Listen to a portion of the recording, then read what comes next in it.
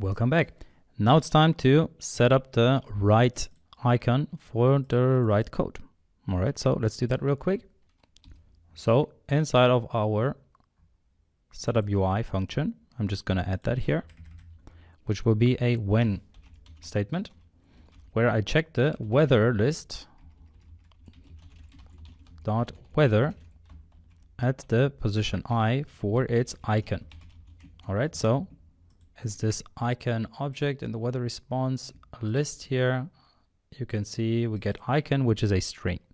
All right, so we don't get an actual icon, we just get the string here.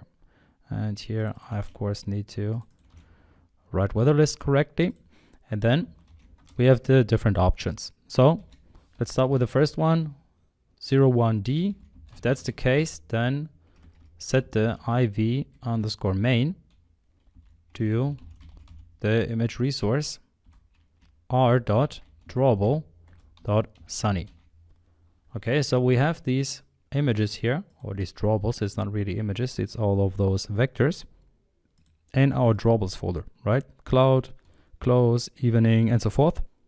And now you have to take the ones that are relevant, for example, rain, snowflake, storm, sunny, sunrise, sunset, and so forth, and then set them here accordingly.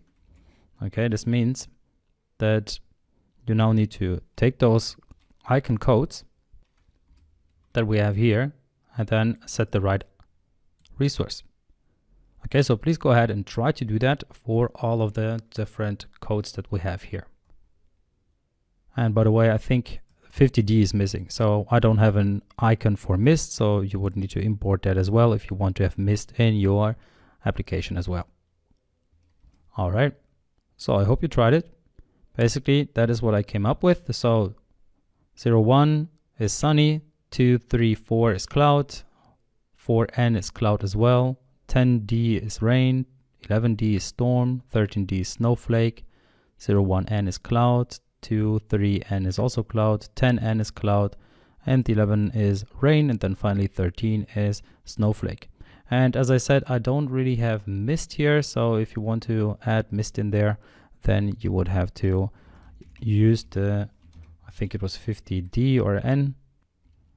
Yeah, it's actually 50D with this cloud or this mist icon. Now the question is whether you are allowed to use the icons of this website. I'm not sure about that, so that is always something that you need to look at if you just want to use an image from here. So for example, if you'd open up this little mist icon here, you can see it's just this PNG. And if it's just for your personal projects, you can use that, but as soon as you make it commercial, or as soon as you put it on the store, then you may not use images that you just find on the internet. You have to have the rights for them. All right, so I hope you tried this and you were successful. Now let's test our application. So let's run it again. And by the way, all of that is of course in our setup UI function, right? So let's test this. And of course I need to get rid of this 50N, which I just had there for demonstration purpose. All right, so let's run it again now. And it loads, and as you can see, this icon has changed to the cloud icon. All right. Now at this point, you could of course say that this line break here makes the UI a little bit weird, but in the end, that really depends on how you want to fix things. You could of course fix the size of this card view here as well as this one so that they will always be the same size. But overall, I think the UI is still okay. And yeah, now you see how you can set everything up for your weather app. At this point, you could of course say the app is done, but at the same time, it's not really, because we don't have an option to refresh the application. So that's what we're gonna look at in the next video, where we're gonna add a little action button here at the top, which then allows us to basically call the setup UI function again, but more importantly, set up or run our enqueue function once again. So this list call, which is run when we get the location weather details, and at the same time, of course, also our UI is set up there accordingly.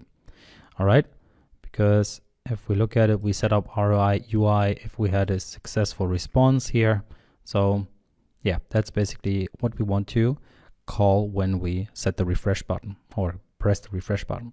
All right, so see you in the next video.